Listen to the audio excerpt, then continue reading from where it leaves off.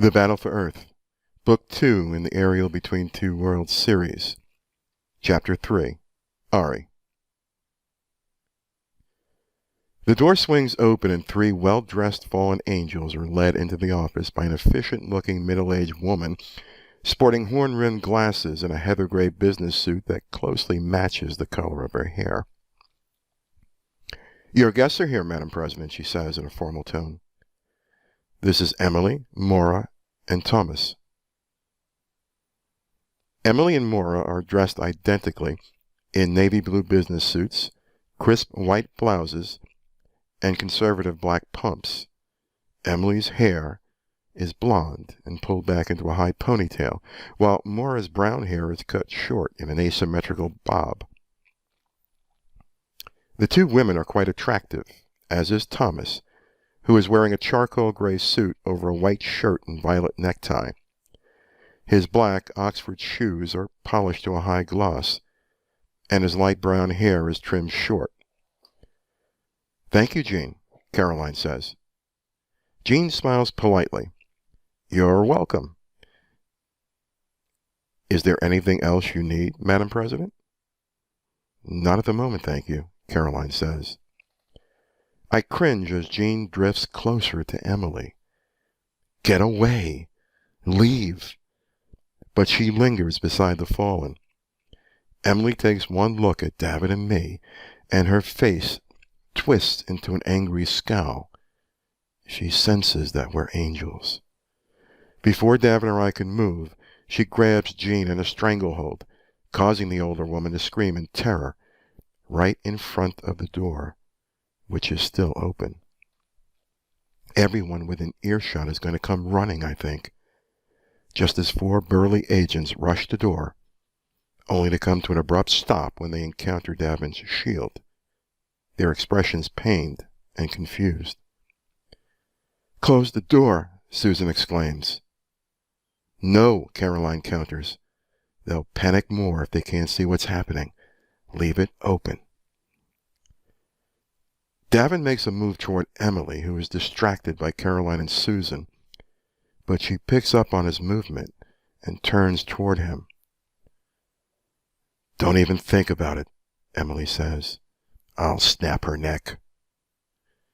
We need a distraction or Jean is going to die. I glance at Davin, and he gives me a slight nod. He's letting me know he'll follow my lead. I hope. "Release her," I command, as my business suit morphs into black body armor, my shoes into boots, and my wings extend. Emily's face pales. She looks shocked, but does not release Jean. Instead, she fixes me with a glare, giving me her undivided attention, which is what I hoped she would do. "I don't know what kind of trick this is, but it's not going to work. We will end you," she says. "We?"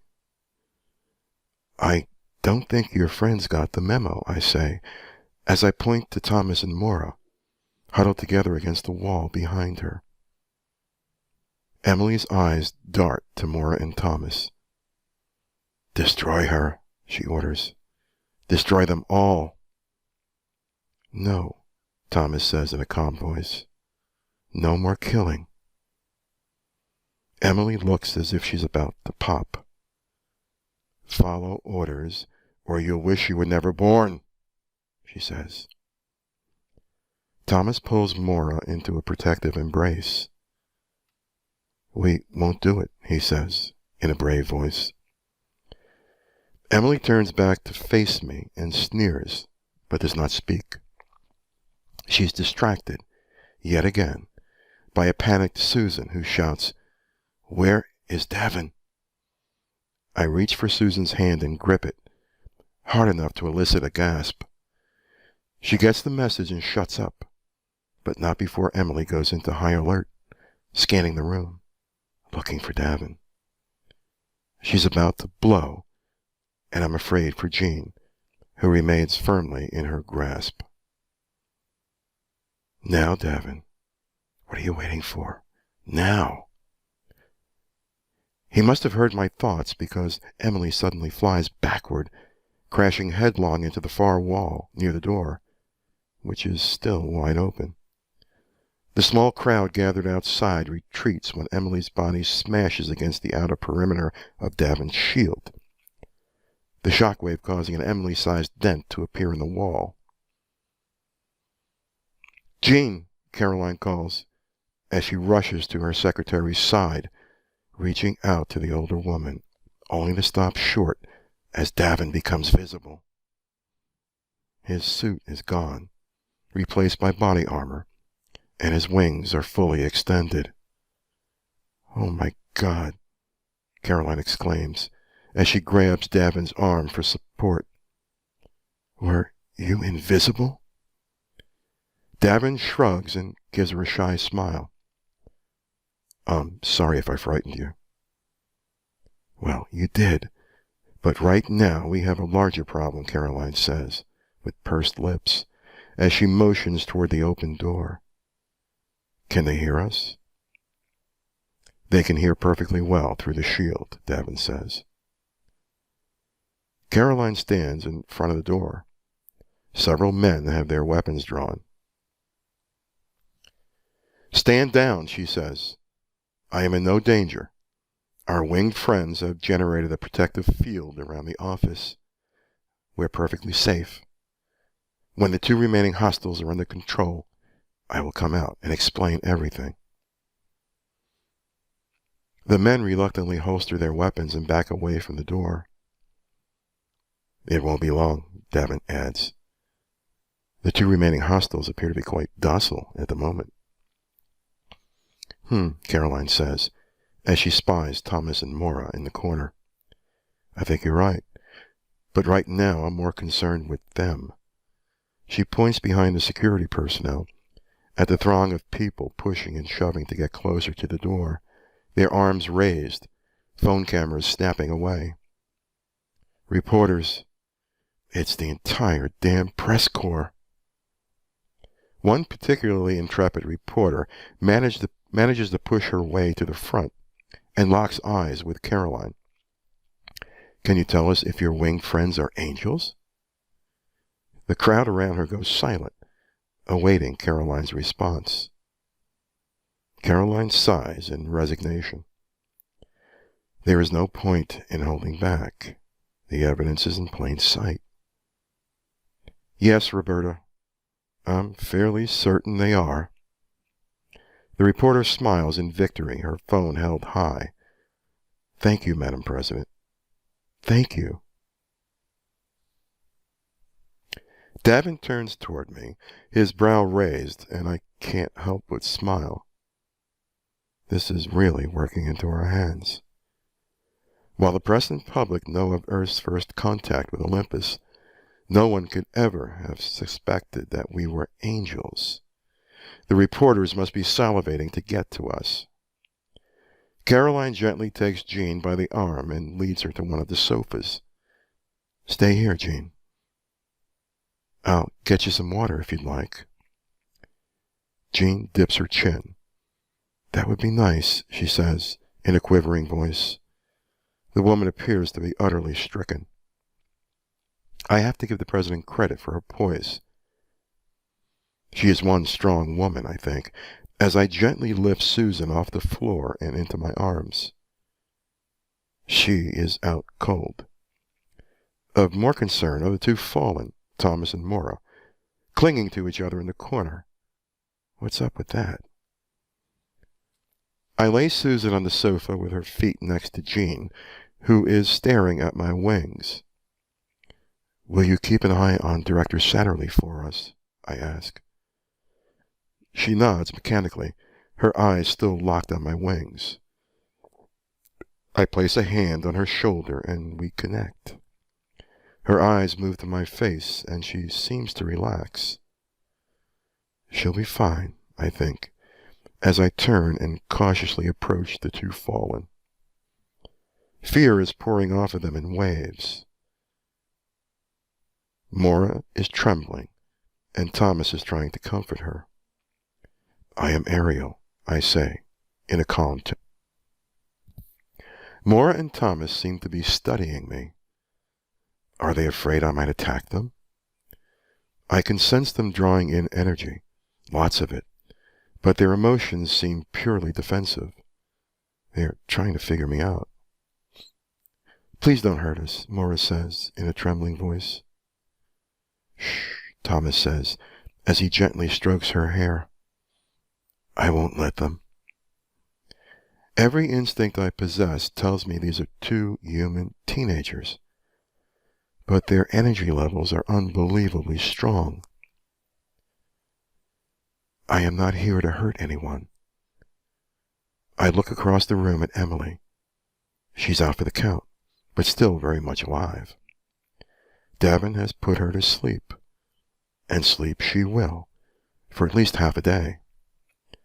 Your associate, I say, pointing to Emily, has merely been rendered unconscious.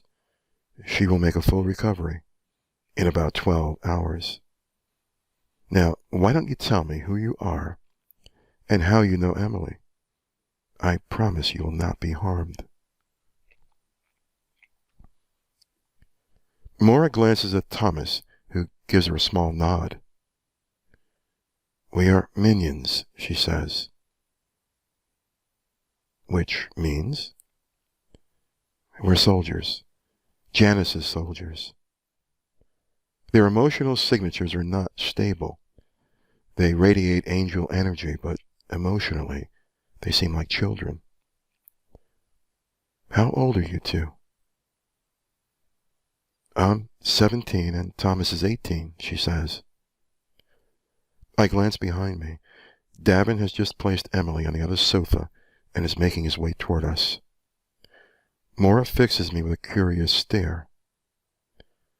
Janice told us that the ones hunting us, the ones like you, are demons. And you must be stopped before you destroy the world.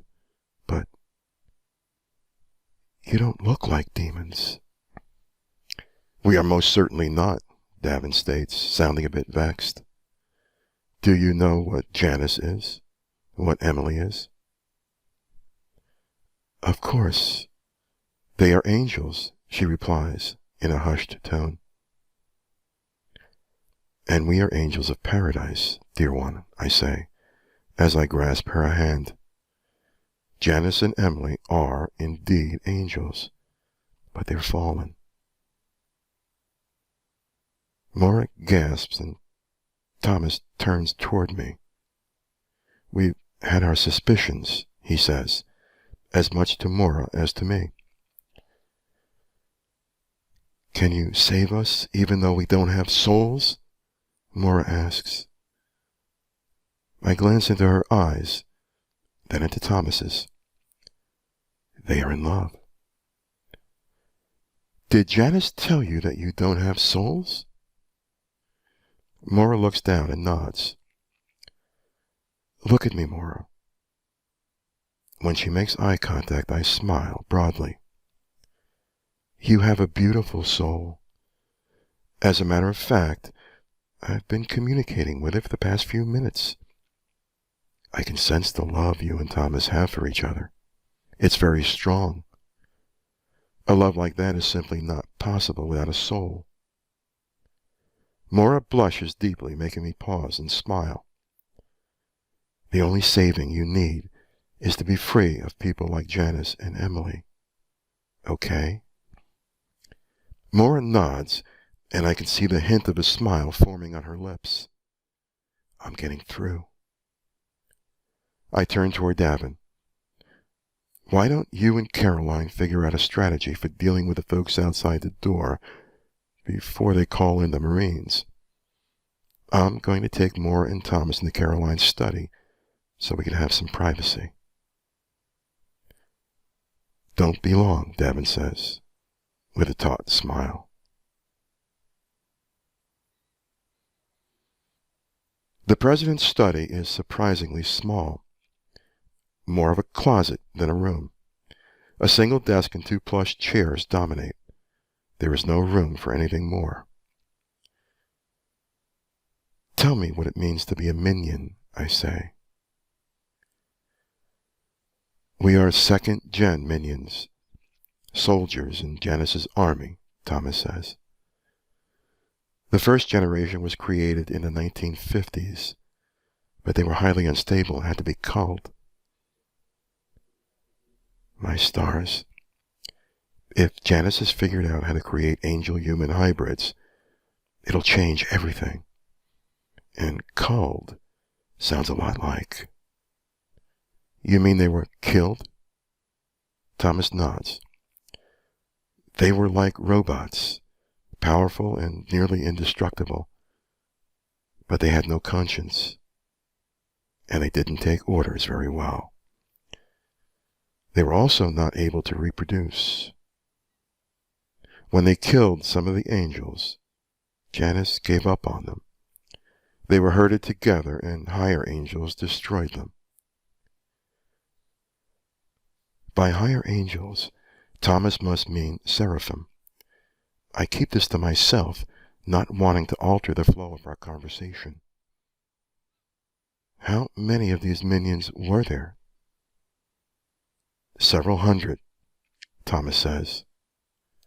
You said they were created. Can you explain? Thomas pauses, looking unsure of whether to answer me, but Mora has no qualms and speaks up. The angels can't have babies, and Janus needed to expand his army for the coming war. He calls it the war against evil. Anyway, they figured out how to splice human genes with angel genes to make us. But we are nothing more than slaves, Thomas says. And you, the second generation, are both strong and capable of making babies? Thomas and Mora both nod. Heaven help us. How many of you exist, I ask, a little afraid to hear the answer. Thousands. All throughout the world, Thomas says, matter-of-factly. Can you be more precise, I ask? Over 20,000, Mora states. Once we finish high school, we move back to the Citadel, she adds. The Citadel. Built inside a Wyoming mountain in the 1970s, the Citadel is Janus's headquarters, his fortress. Imposing and impenetrable, the outer walls, made of steel and concrete, are several feet thick. Of course, in order to get to the walls, you'd first need to tunnel through a mountain. But that's not what makes the Citadel impenetrable. What keeps us from going in is what's inside those walls. A series of corridors that are lined with argocinio, a mineral that blocks us from using our powers. We could easily breach the outer walls and get inside, but we would then be powerless to defend ourselves. Our scientists on Olympus have been working tirelessly on a solution, but as yet, they have not found one. You don't go to school in the Citadel? I ask. Oh, no, Mora says. We have to be integrated into human society first. We go to normal schools. Janus controls a number of children's homes around the world. We are assigned to one at 4 years of age. That's where we go to school. It allows us to learn the local culture and blend in. You and Thomas went to school in America? Yes, Cherry Hill, New Jersey, Mora says. We graduated just last month and moved back to the Citadel for combat training. This is our first mission. Do you know how your genes were altered, I ask? Was it done after you were born? No, Mora says. Our parents were selected for their desirable traits and invited to live in the Citadel. Our mothers were given injections throughout their pregnancies. We were born like this. Like this? I raise my brows, silently beckoning her to explain. Well, We're part angel. We have angel powers. What kind of powers, Mora? How do we know we can trust you? Thomas asks, effectively silencing Mora. I didn't kill you, I say with a sweet smile. And my husband and I have white wings. Everyone knows that the good guys always have white wings, right? Mora giggles, but quickly covers her mouth.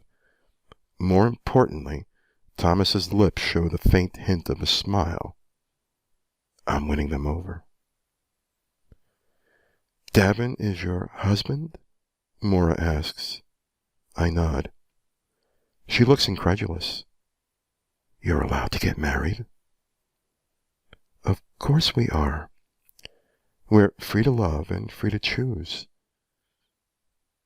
I give her a furtive smile. And besides, Davin and I are members of the angelic royal family, and we would never allow such an unfair rule.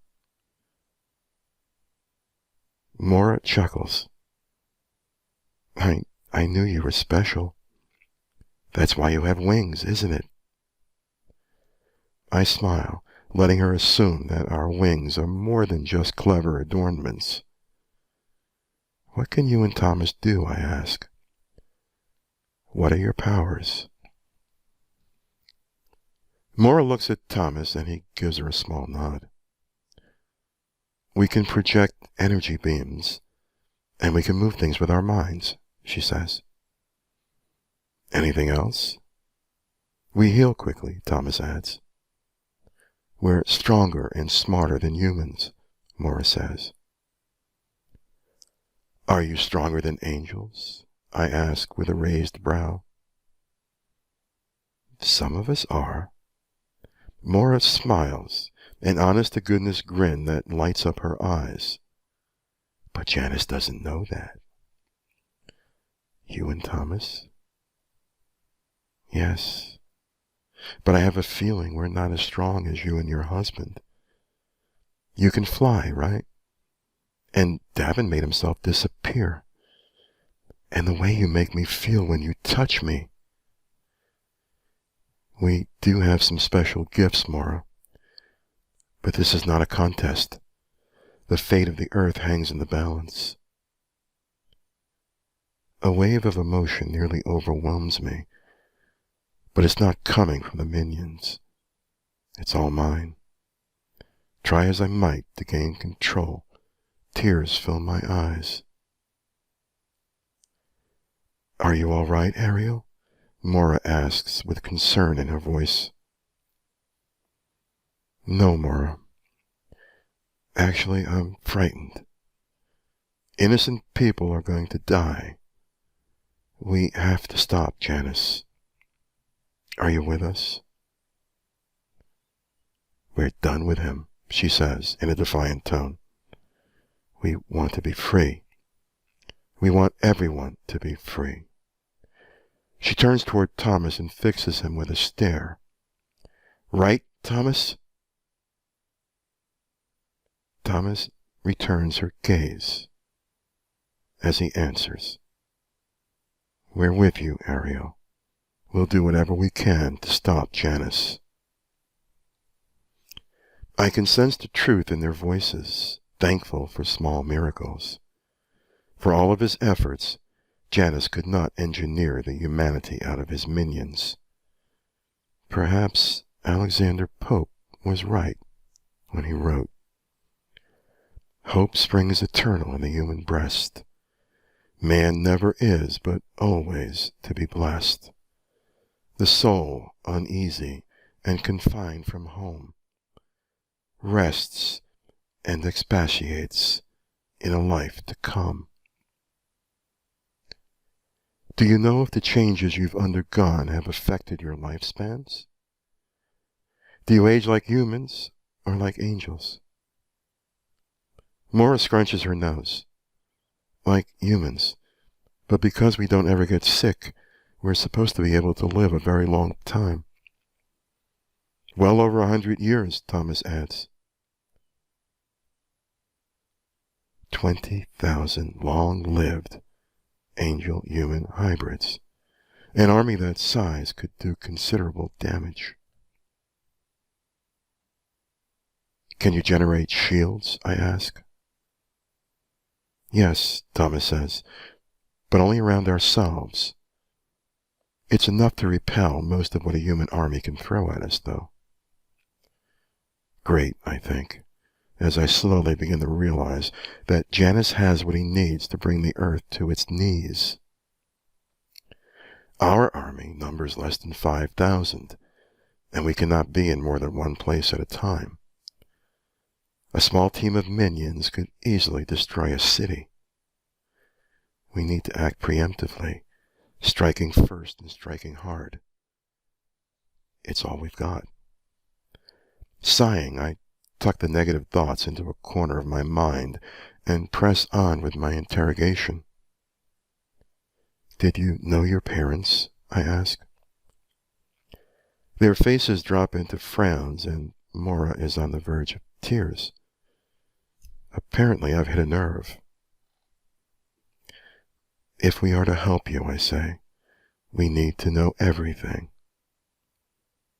We've never met them, Mora says.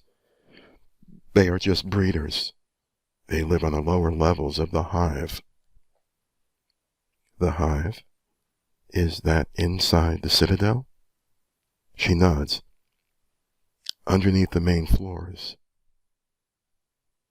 Mora, why don't you tell me all about the citadel? Can you do that? Sure, she says, returning my smile. It's like a city, except it's inside of a mountain. Gannett Peak in Wyoming. It's completely hidden and can't be seen from the outside or from the air. It started out as the headquarters for Janus's weapons company. Nascon? I ask. Yeah, she says, looking a little surprised that I know about Janus's company. There are 20 levels, she continues. The first level is Janus's residence, his palace. He has his own kitchens, chefs, and servants. Everything he needs. Everything he wants. The second level contains an auditorium, a ballroom, and several dining halls for the angels. The third level contains the training center and medical services. The fourth level is the natatorium. It's like a park, a very large park. We grow food there, too. The fifth level houses the minions. The sixth level is for engineering, including power generation and water purification. Everything is completely self-contained. The power comes from several small nuclear reactors and a large array of solar panels concealed on the roof. There are 14 additional levels. 4 are unused, and the bottom 10 comprise the hive. Below that are the mines. Mines? What do they mine? I ask. Several different kinds of metals, some minerals, and uranium, which is used to fuel the reactors. The mines are worked by human slaves. Whoa. Based on our recon, the top of the citadel, which is essentially a large dome, is 1,200 feet across.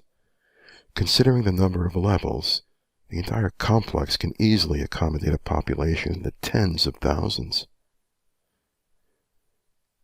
Do you know what Janus plans to do? His strategies. We're still in training, she says, so we don't have full clearance. We do know that Janus has been planting minions inside the American, the Russian, and the Chinese militaries, and he's been doing it for years. Many of them are in positions of power. You're certain of this? She nods. Nascon designs missile systems for military aircraft. Janice has access to fighter jets and helicopters. The test pilots work for NASCON. They're minions. How many of these test pilots are there? No more than a dozen or so at a time, Morris states. But once they're trained, they are sent out and planted within various militaries around the world. Brilliant, I think. How could Dad's team not have discovered this? How long has this been going on? I ask. Since the first group of second-gen minions came of age. About 25 years. Maura looks puzzled. You didn't know about this? I hide my face inside my hands and shake my head. We never saw this coming, I think. Most of our plans will need to change, and time is running out. Frustration and anger threaten to boil over, and I want to scream. I need to scream. Ariel? My eyes snap to Maura as my focus returns. No, Maura, we did not know. But we're catching up fast, thanks to you and Thomas. It appears Janice is more deceptive and unpredictable than we thought. Speaking of Janice, did Emily communicate with him this morning? Does he know of your meeting with the president? Yes. Emily reported in as soon as Director Satterley informed her that the president requested a meeting. He's probably waiting to hear how it went.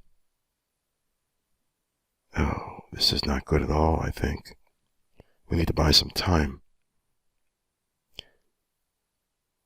How do you communicate with Janice? I ask. Cell phone, Maura says. But we don't actually talk to Janice. We talk to... I wave her off. That's not important, Maura. I want you to listen carefully and follow my instructions, both of you. Maura and Thomas look at each other, then nod. What is your mission here? I ask. Well, we're supposed to convince the president that China is planning to sabotage America's power grid, and then persuade her to launch a preemptive cyber attack on China. Janice wants it to happen in 2 weeks.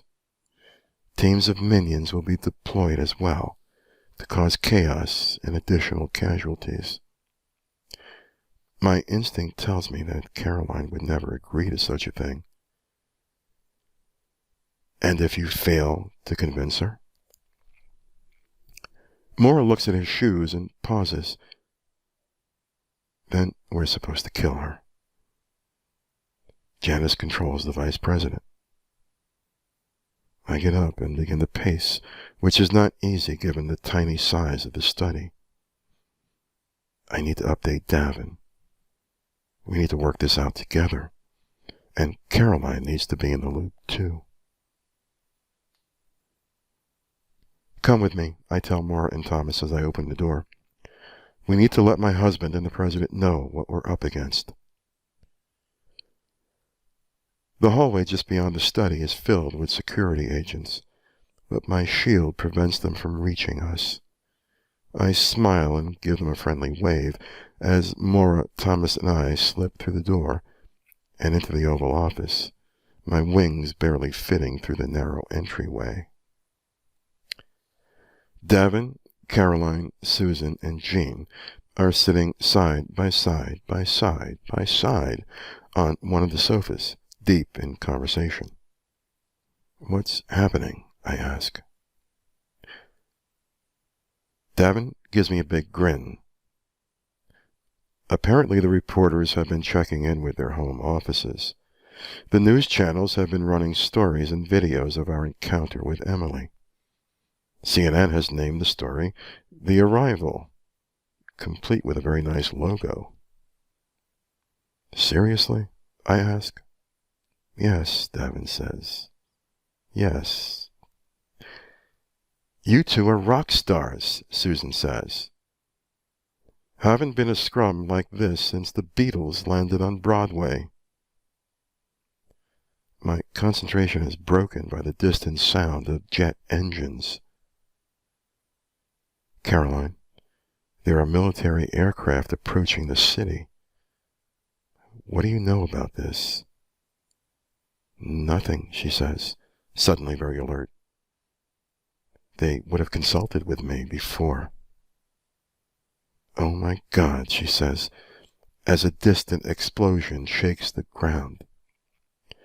Davin is up in a flash. Stay here and guard the president, he says, as he opens the door that leads into the rose garden. Be safe, I say, as I hug his waist. Davin is 1,000 feet in the air before Caroline and Susan can react. Where is he going? Susan asks. Hunting, I say.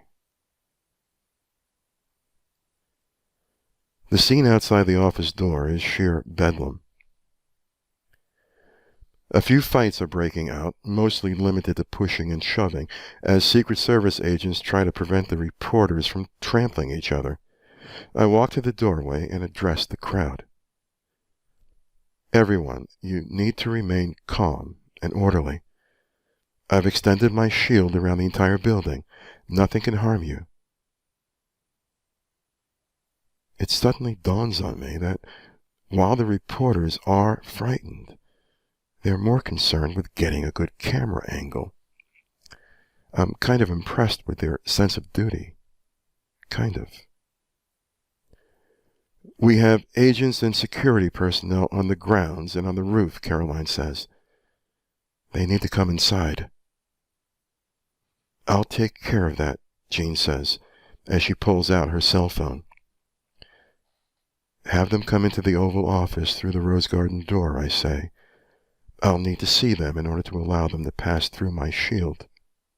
Jean nods.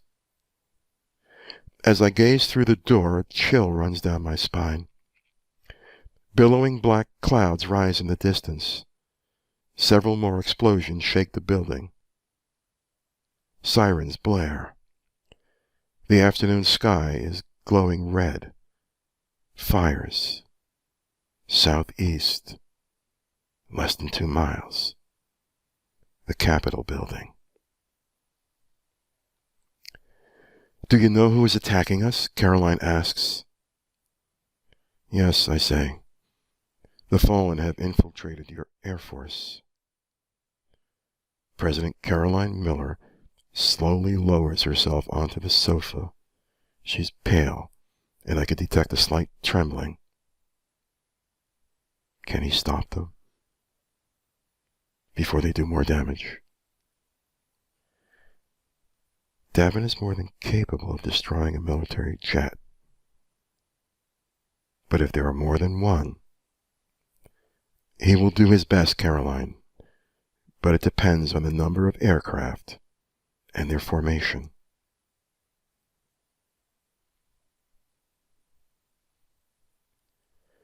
That's the last of the security personnel from outside, Jean says, as 3 men and a woman enter the office. Is there anything else I can do, Madam President? Stay with us, Jean, Caroline says. We might need your assistance. Of course, Jean says. There is someone approaching the outside door, Susan says. He doesn't look like one of ours.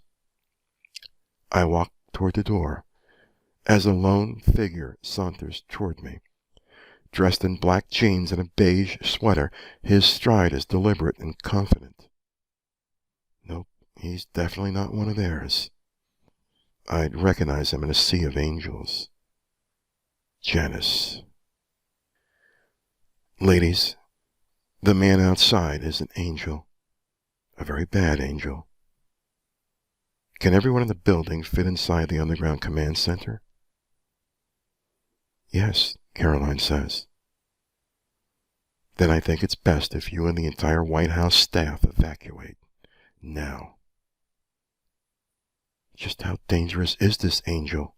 Caroline asks. He commands the fallen on earth, I say. He is the devil? Caroline asks.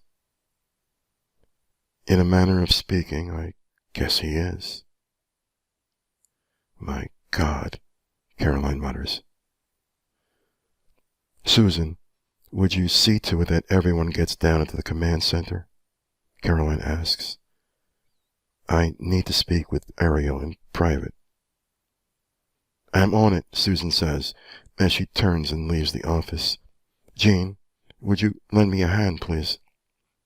Of course, Director Satterley, Jean says, as she follows Susan out the door. Caroline stands beside me, concern etched on her face. Ariel, can he hurt you? No, but he is very powerful, and I'd rather not risk collateral damage. You need to leave now, Caroline. Please. There's a trap door under my desk, she says with a tight smile. I just wanted to thank you for saving us, and to ask you not to take any unnecessary chances. And all of a sudden, Caroline Miller is sobbing. Go, Caroline. Be safe, I say, as I gently push her toward the desk. Maura and Thomas will guard you. We want to help you, Ariel. Please, Maura says. Janice cannot hurt me. It is more important that you guard the President and her people. That's an order, I add. Now hurry.